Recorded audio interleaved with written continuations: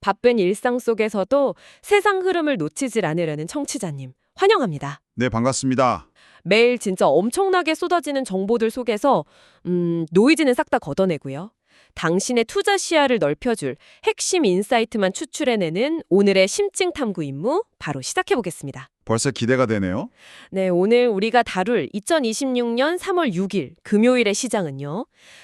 진짜 자산의 이동 경로가 완전히 바뀌고 있음을 보여주는 아주 결정적인 하루였습니다. 맞아요. 정말 다이나믹했죠. 청취자님도 어제 주식시장 보셨겠지만 무려 9.63% 폭등했잖아요. 네, 역대급 불기둥이었죠. 진짜 역사적인 랠리였는데 오늘은 마치 언제 그랬냐는 듯 철저하게 숨고르기에 들어갔습니다. 분위기가 확 달랐습니다. 그런데 진짜 재미있는 이야기는 여기서부터입니다. 주식시장이 이 거친 변동성을 막 소화하고 있는 사이에 우리가 흔히 대한민국 자산시장의 철옹성이라고 부르던 곳이 있잖아요. 아, 강남 아파트 말씀이시군요. 네, 맞습니다. 강남 아파트 값이 무려 1년 11개월 만에 처음으로 하락 전환했다는 데이터가 오늘 발표됐거든요. 진짜 상징적인 데이터가 나왔네요. 네, 코스피의 급브레이크 그리고 강남 부동산의 하락 전환. 이게 겉보기엔 완전 다른 두 가지 현상 같지만요. 이 밑바탕에는 현재 자본시장을 짓누르고 있는 동일한 그 거시적인 압박이 존재합니다. 정확한 포인트입니다.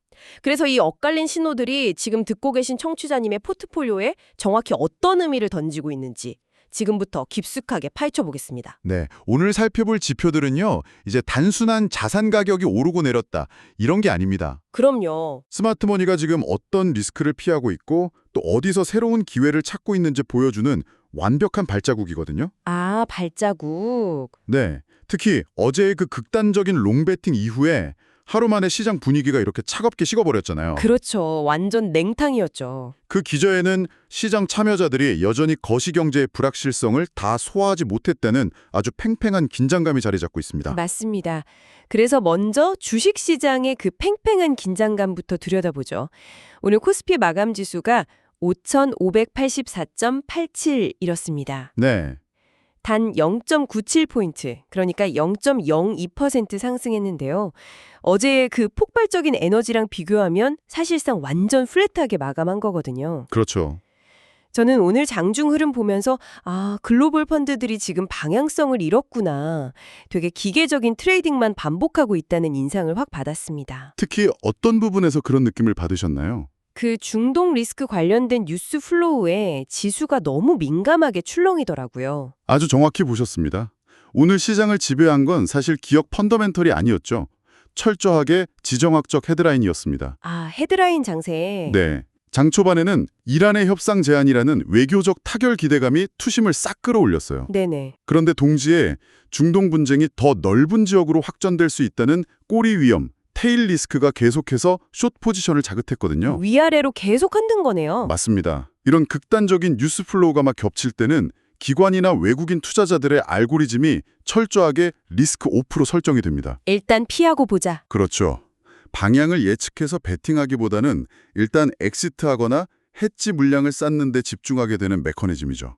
그런데 재밌는 건 그 리스크 오프의 빈자리를 개인 투자자들이 다 채웠다는 겁니다. 무려 3조 원을 순매수했더라고요. 네, 엄청난 규모죠. 외국인이란 기관이 던지는 차익 실현 매물을 개인이 다 받아내면서 지수 하방을 철통 방어했단 말이죠. 진짜 대단한 방어력이었습니다. 근데 저는 이 3조 원이라는 자금 유입이 단순히 싸니까 샀다? 이런 저가 매수로만 해석하기엔 무리가 있다고 봅니다. 오, 그럼 어떻게 보시나요? 어제 9%대 폭등장에서 약간 소외됐던 대기 자금들이 있었을 거 아니에요. 그 자금들이 오늘 장중 변동성을 오히려 진입 기회로 삼았다고 볼 수 있지 않을까요? 그 부분도 분명히 크게 작용했을 겁니다. 네. 하지만 여기서 우리가 청취자님도 절대 놓치지 말아야 할 구조적인 트리거가 하나 있습니다. 외국인들이 대규모 물량을 오늘 던질 수밖에 없었던 진짜 이유요. 진짜 이유요? 네, 그게 뭔가요? 바로 1476원 선을 돌파해버린 환율입니다. 환율? 1476원. 네, 이 정도 레벨의 고환율 구간에 진입을 해버리면 글로벌 패시브 펀드들은 개별 기업이 실적이 좋냐 나쁘냐, 전망이 어떠냐 이런 거랑 무관하게 움직입니다. 기계적으로 파는군요. 맞습니다. 한국 비중을 기계적으로 축소할 수밖에 없어요. 왜냐하면 가만히 있어도 달러 환산 수익률이 막 급감하는 구간이니까요. 청취자님도 잘 아시겠지만 사실 1476원이라는 숫자는 심리적으로도 외국인들한테 명백한 저항선이잖아요. 엄청난 장벽이죠. 결국 이 높은 환율의 압박이 외국인 수급에 가장 민감한 시가총액 최상위 종목들의 발목을 꽉 잡은 거네요. 네, 오늘 삼성전자나 SK하이닉스 같은 반도체 대형주들 흐름 보셨죠? 네, 2% 내외로 유의미하게 하락했더라고요. 그게 기업 가치가 하루아침에 떨어져서가 아닙니다. 결국 이 환차손 리스크를 피하려는 외국인들의 기계적인 바스켓 매도 때문이라고 보셔야 합니다. 아, 명쾌하네요. 네. 그런데 대형주들이 이 환율이라는 거대한 매크로 장벽에 부딪혀서 옴짝달싹 못하고 있는 사이에 자본의 물꼬가 아주 흥미로운 곳으로 틀어졌습니다. 바로 코스닥 시장 말씀하시는 거죠? 맞습니다. 코스피가 거친 숨고르기를 한 오늘 중소형주 위주의 코스닥은 무려 3.44% 급등하면서 1154.67로 마감했습니다. 와, 3.43%면 진짜 나홀로 질주네요. 그렇죠. 시장의 유동성이 대형주에서 싹 빠져나와서 철저하게 개별 모멘텀이 살아있는 섹터로 압축이 되었다는 뜻입니다. 그 압축된 유동성에 빵 터진 곳, 그게 바로 제약 바이오 섹터였고요. 네, 오늘 시장의 진짜 주역이었습니다. 저는 오늘 코스닥 랠리가 사실상 바이오 쏠림 현상이었다고 분석하는데요. 여기엔 두 가지 뚜렷한 팩터가 맞물려 있다고 봅니다. 네, 어떤 팩터죠? 하나는 금리 인하 기대감이라는 거시적 배경이고요. 다른 하나는 개별 기업들의 기술 수출 모멘텀입니다. 전문가님은 둘 중 어느 쪽에 더 무게를 두시나요? 두 팩터 모두 강력하게 작용하긴 했습니다. 네. 하지만 현재 같은 장세에서는 후자, 그러니까 실체 있는 호재가 훨씬 더 강하게 작용했다고 봅니다. 실체 있는 호재, 기술 수출 말씀이시군요. 네.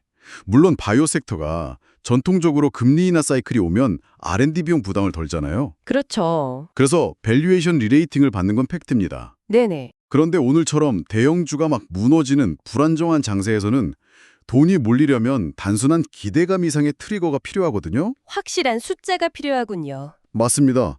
최근에 연달아 굵직한 기술 수출 소식들이 터졌잖아요. 이게 시장에 숫자가 지키는 성장성, 이걸 증명해주면서 투심을 완전히 블랙홀처럼 빨아들인 걸로 분석이 됩니다. 확실히 뜬구름 잡는 파이프라인 기대감보다는 당장 계약금이라는 현금 흐름이 창출되는 그런 이벤트에 스마트머니가 반응을 했다는 거네요. 정확합니다. 그리고 오늘 시장에서 공격의 선봉에 선 게 바이오였다면 아주 훌륭하게 방어선을 구축한 섹터도 있었습니다. 네, 에너지와 방산 섹터죠. 맞습니다. 앞서 우리가 중동의 지정학적 리스크를 이야기했잖아요. 그게 오히려 이 섹터들에는 강력한 하방 경직성을 제공하는 훌륭한 방어주, 해지 자산 역할을 톡톡히 해주더라고요. 자산 배분 관점에서 보면 아주 교과서적인 흐름이죠. 네, 시장이 불확실할 때 자본은 수익을 막 극대화하기보다는 손실을 어떻게 방어할까 이쪽으로 움직이니까요. 그렇군요. 그럼 오늘 주식시장 흐름을 쫙 한번 종합해 볼까요? 네, 대형주를 짓누르는 1476원의 고환율, 그리고 중동 리스크라는 매크로 변수, 네. 그리고 이 사이를 뚫고 나가는 바이오와 내수 중소형주의 랠리까지. 한마디로 철저한 각계전투 장세였다. 이렇게 요약할 수 있습니다. 각계전투. 진짜 자본이 살 길을 찾아서 얼마나 빠르고 영리하게 움직이는지 다시 한번 체감하게 되네요. 정말 똑똑하죠? 네. 자, 그런데 청취자님, 이 거시경제의 억눌림 현상, 그리고 자본의 차별적 이동이 비단 주식시장에만 국한된 이야기가 아닙니다. 부동산으로 넘어가 볼까요? 네. 당신의 자산 중에 아마 가장 큰 비중을 차지하고 있을, 그리고 어쩌면 매일 가장 예민하게 지켜보고 계실 부동산 시장 역시 지금 아주 기이한 변곡점에 서 있거든요. 네, 충격적인 소식이 있었죠. 네, 분위기를 살짝 전환해서 오늘의 두 번째 핵심, 부동산 지표를 살펴보겠습니다. 네. 절대 불패일 것 같았던 강남구 아파트 값이요. 무려 1년 11개월 만에 드디어 하락으로 돌아섰습니다. 이 데이터는 진짜 굉장히 상징적입니다. 시장의 심리적 마지노선이 무너졌다는 뜻이니까요. 네, 게다가 이게 단순히 강남구 딱 하나만의 문제가 아닙니다. 그럼요. 대한민국 부동산의 척도라고 할 수 있는 강남 3구 있잖아요. 강남, 서초, 송파. 여기에 용산까지 포함된 이른바 핵심지 아파트들이 지금 2주 연속 하락세를 굳히고 있습니다. 2주 연속이요? 네, 실거래가 데이터를 깊이 들여다보면 양극화의 늪이라는 상황이 더 명확해집니다. 맞습니다. 제가 송파 파크리오 같은 대단지 실거래가 데이터를 봤거든요. 이건 단순히 뭐 층수가 낮다거나 동이 좀 안 좋아서 호가를 살짝 낮춰주는 그런 조율 수준이 아니더라고요. 가격이 훅 빠졌죠. 네. 이전 최고점 대비해서 수억 원씩 빠진 가격에 지금 거래가 체결되고 있습니다. 맞아요. 이게 결국 뭘 의미하냐면 자금 압박을 견디지 못한 집주인들이 결국 시장에 항복하고 던지는 급매물, 이것 위주로만 근근히 시장이 소화되고 있다는 아주 강력한 방증이잖아요. 그렇습니다. 매수 심리가 극도로 얼어붙었죠. 매수자들은 철저하게 지갑을 닫아버리고 추가 하락만 기다리는 거예요. 완벽한 매수자 우위 시장으로 재편이 된 겁니다. 아까 주식시장에서는 금리 인하 기대감이 바이오를 막 밀어 올렸잖아요. 그렇죠. 그런데 부동산 시장에서는 이 금리 인하 기대감이 전혀 힘을 못 쓰는 것 같아요. 전혀 못 쓰고 있죠. 오히려 고금리가 장기화되면서 이자 부담은 늘고 거기다 DSR 기제로 유동성까지 꽉 묶여버렸잖아요. 네네. 이런 한계가 이제서야 이 핵심지 아파트 가격에 본격적으로 반영되기 시작했다고 보셔야 합니다. 아, 이제서야. 자, 그런데 청취자님, 여기서 꼭 주목하셔야 할 아주 기묘한 현상이 하나 있습니다. 어떤 반전 데이터인가요? 아까 강남 3구랑 용산은 막 수억 원씩 떨어지면서 하락장 직격탄을 맞고 있다고 했잖아요. 네, 그렇죠. 그럼 서울 집값이 지금 다 떨어지고 있느냐? 그건 또 아닙니다. 네, 재밌는 현상이 나타나고 있죠. 마포나 광명 등지에서 입지 좋은 곳에 있는 신축 아파트들 있잖아요. 얘네들 실거래가는 오히려 신고가를 빵빵 경신하면서 랠리를 펼치고 있습니다. 진짜 기이한 양극화죠. 핵심지는 하락하는데 수도권 주요 입지의 신축은 역대 최고가로 팔린다. 이 극단적인 디커플링 현상을 전문가님은 어떻게 해석하시나요? 이 현상의 중심에는요, 아주 극단적인 수급 불균형, 즉 공급 가뭄이 있습니다. 공급 가뭄이요? 네.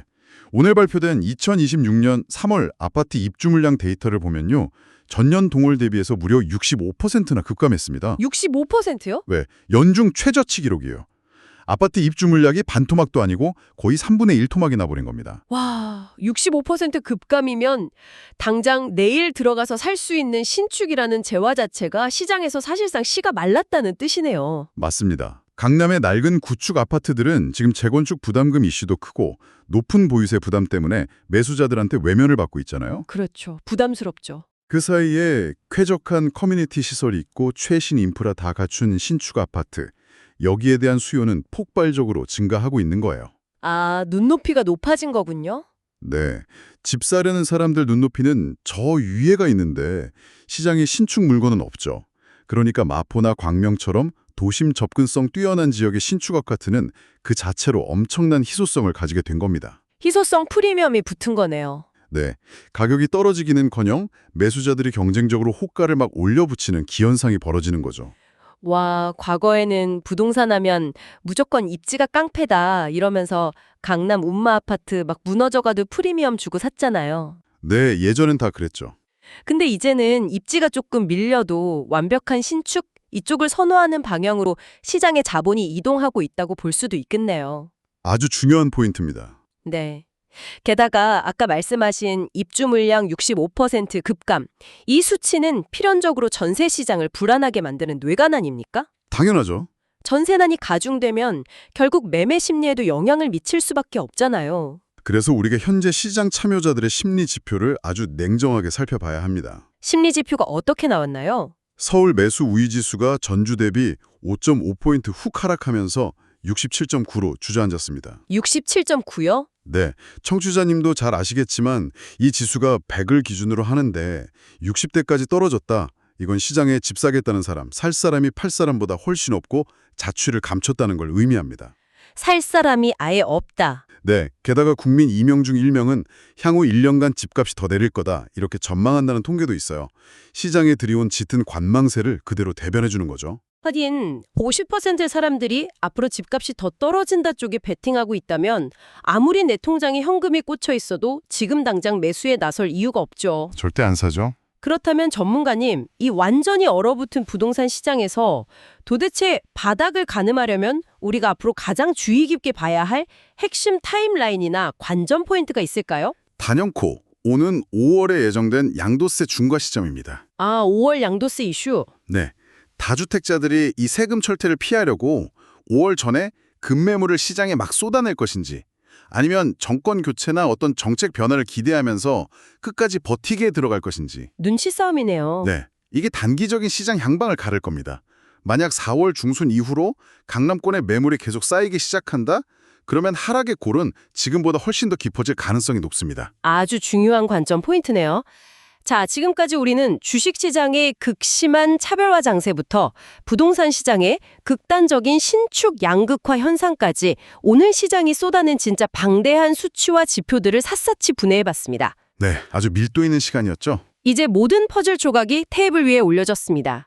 청취자님 입장을 대변해서 항상 그렇듯 제가 가장 중요한 질문을 던지겠습니다. 네, 전문가님, 이 복잡한 데이터와 현상들, 그래서 이 상황이 청취자님에게 정확히 어떤 의미를 가질까요? 이 상황에서 어떤 실질적인 액션 플랜을 짜야 합니다. 오늘 복잡했던 시장 상황, 제가 투자 전략 관점에서 명쾌하게 딱 한 줄로 요약해드리겠습니다. 한 줄 요약 좋습니다. 주식은 철저히 거시경제 영향을 덜 받는 중소형주 위주의 개별 장세 압축 대응.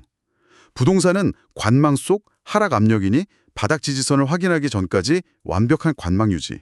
이겁니다. 주식인 압축 대응, 부동산은 완벽한 관방 유지. 네, 이게 오늘 출처 자료와 데이터가 우리에게 가리키는 정확한 나침반입니다. 좋습니다. 그럼 그 나침반 들고 조금 더 구체적인 길을 찾아보죠. 주식 포트폴리오는 어떻게 리밸런싱하는 게 현명할까요? 사실 환율 1,476원, 이 무거운 짐을 진 상태에서 수출 대형주를 계속 들고 가는 게 맞는지 고민되실 거거든요. 네, 환율 1,476원 상황에서는 시가총액 큰 대형 수출주의 비중을 확대하는 건 좀 불리합니다. 기회비용 측면에서요. 그럼 어떻게 해야 하죠? 이럴 때는 시야를 좀 좁혀야 돼요. 외부 충격에 둔감하면서 정부 정책 수혜를 입는 바이오 섹터나 중동 이슈랑 완전 거리가 먼 내수형 성장주, 이런 쪽에 주목하는 게 유리하죠. 아, 바벨 전략이네요. 네, 방어와 공격을 동시에 챙기는 거죠. 지수가 크게 박스권을 뚫고 올라가지 못할 테니까 수급이 빠르게 도는 중소형주에서 짧게 수익을 끊어가는 전술이 유효합니다. 대형주에 돈 묶어두지 말고 중소형주로 영리하게 치고 빠져라. 이 말씀이네요. 맞습니다. 그럼 부동산 시장 액션 플랜은 어떨까요? 아까 강남 아파트 값이 1년 11개월 만에 꺾였다고 했잖아요. 그럼 현금 주고 기다리시던 분들은 지금 슬슬 저점 매수 들어가야 하는 거 아닙니까? 아닙니다. 절대 안 됩니다. 앞서 제가 한 줄 요약으로 말씀드렸죠. 관망 유지라고요. 아, 섣불리 뛰어들면 안 된다. 네, 자료를 보면 아파트 공급 부족 때문에 오피스텔이나 빌라로 수요가 옮겨가는 풍선 효과가 나타나고 있긴 해요. 네, 그런 통계가 잡히죠. 하지만 이걸 보고 와, 부동산 전반에 온기가 돈다. 이렇게 오판하시면 안 됩니다. 실거주 목적의 1주택 갈아타기가 아니라면 진입을 멈추셔야 해요. 묶일 수 있으니까요. 맞습니다. 떨어지는 칼날을 맨손으로 잡을 필요가 없습니다. 그렇죠. 강남권 아파트 하락세가 멈추고 횡보를 시작하는 그 바닥의 지지선을 눈으로 끝까지 확인한 뒤에 움직이셔도 결코 늦지 않습니다. 그러니까 급매물이 다 소화하고 5월 양도세 이슈까지 싹 다 해소되는 거 보고 들어가도 안 늦다. 철저하게 유동성 쥐고 기다려라. 이게 오늘 액션 플랜이네요. 네, 그래 가장 안전하고 확실한 조언입니다. 오늘 이 깊이 있는 분석들이 청취자님의 복잡했던 머릿속을 싹 정리하고 다음 투자 스텝을 내딛는데 유용한 통찰이 되었기를 바랍니다. 네, 오늘 엇갈려 보이는 신호들 밑에는 결국 극심한 불확실성을 피해서 가장 확실한 가치와 희소성을 찾아가는 자본의 뚜렷한 궤적이 있었습니다. 그 궤적만 잘 쫓아가셔도 분명 기회를 잡으실 겁니다. 자, 오늘 당신의 지적 호기심을 채우는데 저희의 심층 탐구가 도움이 되었다면 정말 기쁘겠습니다. 그런데 여기서 오늘 분석을 딱 마치기엔 살짝 아쉽잖아요? 그렇죠. 뭔가 하나 더 남았죠? 네, 오늘 청취자님과 함께 데이터를 막 해체하다 보니까요. 제 머릿속에 아주 흥미롭고 어찌 보면 좀 서늘하게 따지한 도발적인 질문이 하나 떠올랐습니다. 오, 어떤 질문인가요? 아까 그 아파트 공급 가뭄으로 오피스텔이나 빌라로 수요가 밀려나는 풍선 효과 관련된 건가요? 맞습니다. 바로 그 신축 아파트에 극단적인 프리미엄이 붙는 기이한 양극화 현상이요. 청취자님도 이 지점에서 오늘 한번 깊게 상상해 보시길 바랍니다. 네. 만약에요.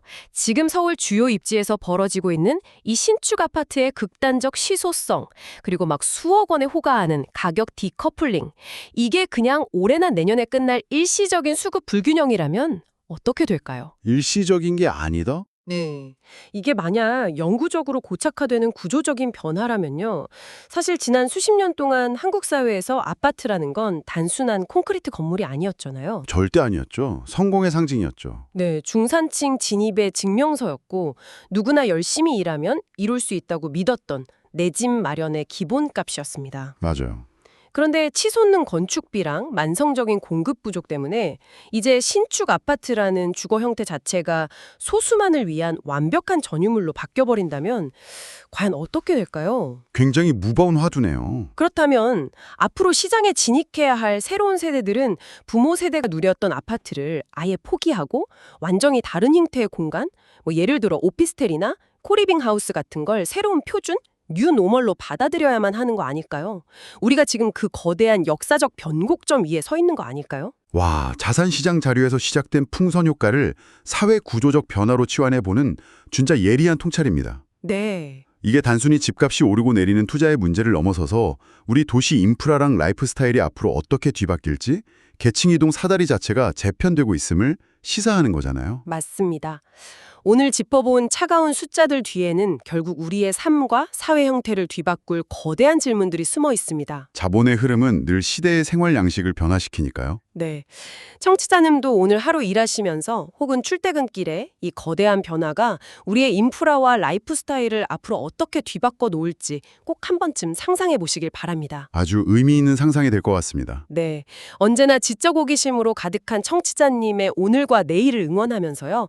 저희는 다음 심층 탐구에서 한층 더 날카롭고 흥미진진한 분석으로 찾아뵙겠습니다. 네, 다음 시간에 뵙겠습니다. 함께해 주셔서 감사합니다.